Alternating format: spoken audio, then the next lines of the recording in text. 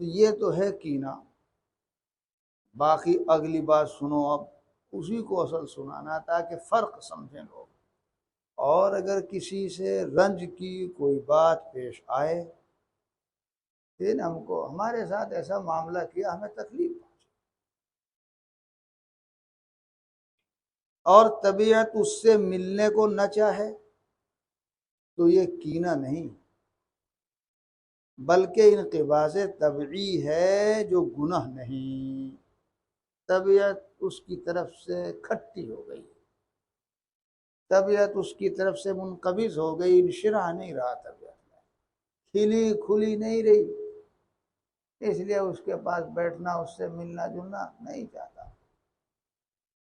یہ ہے انقباض طبعی، یہ ممنوع نہیں ہے، یہ ناپسندیدہ نہیں ہے، یہ گناہ نہیں ہے۔ سرور دو عالم صلی اللہ تعالی علیہ وسلم کا قلب بھی سکڑتا تھا، آپ کے قلب میں بھی انقباض تھا اہل کفر و شرک کے ان معاملات کی وجہ سے جو وہ آپ کے ساتھ ایذا رسانی کے کرتے تھے۔ خود قرآن پاک میں اللہ تعالیٰ فرما رہے ہیں وَلَقَدْ نَعْلَمُ أَنَّكَ يَضِيقُ صَدْرُكَ بِمَا يَقُولُونَ، ہم یقیناً جانتے ہیں اے نبی کہ آپ کا قلب اور دل ان اہل کفر و شرک کی باتوں سے ضیق اور تنگی محسوس کرتا ہے۔ ضیق کی بات ہے، وہ یہاں بھی ہو سکتا ہے۔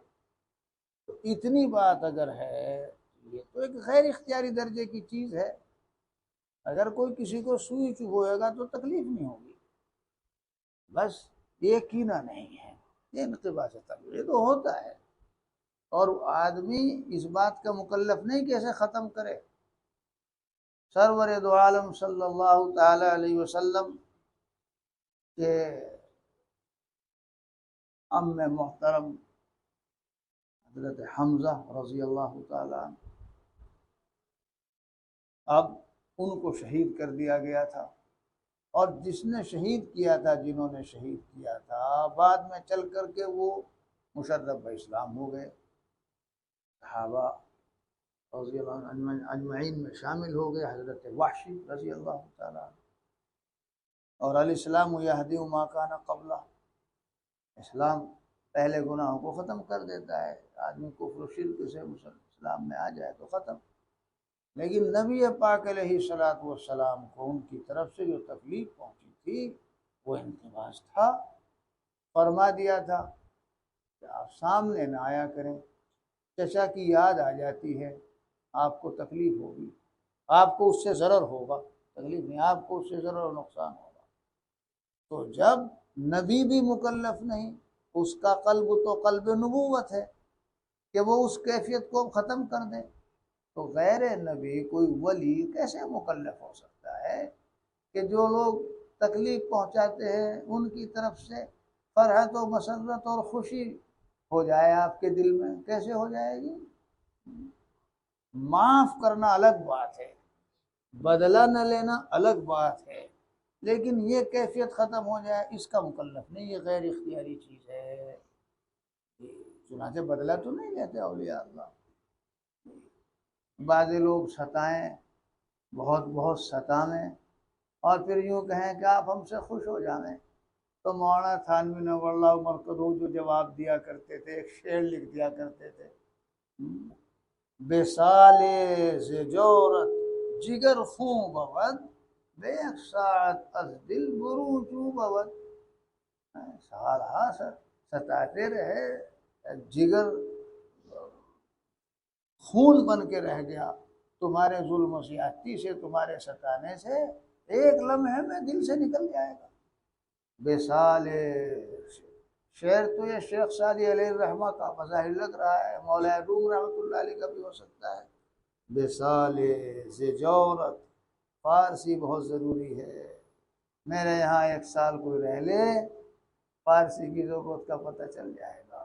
ہاں، بسال ز جورت جگر خون بود، بے یک ساعت از دل برو چوں بود۔ اور پھر بدنام کرے، کرو بدنام بدلہ نہیں لیتے یہ لوگ، انتقام کے در پہ نہیں ہوتے۔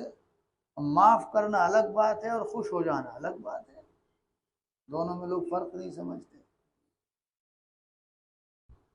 بندے کے ساتھ بھی ایسے معاملات ہیں، بعض لوگوں نے ستایا، اتنا ستایا، فون کر کے کہتے ہیں کہ آپ خوش ہو جاؤں گا۔ کیسے ہو جاؤں گا خوش؟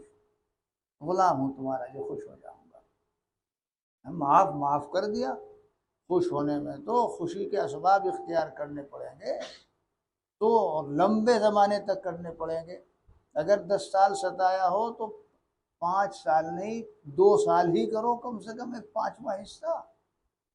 میں فون پہ آپ خوش ہو جائیں، غلام ہے تمہارے جو خوش ہو جائیں گے، ہاں، اور بدنام کرے گے معاف نہیں کرتے۔ معاف کرنا الگ بات ہے، اور فرحت و مسرت اور انبساط و انشراح کا تعلق، حضرت تھانوی قدس سرہ نے یہی مثال دی تھی والی، انشراح کے مکلف نہیں، آپ کو انشراح نہیں ہوا ان سے، اس لیے کینے کی جہاں تک بات ہے تو وہ ہے۔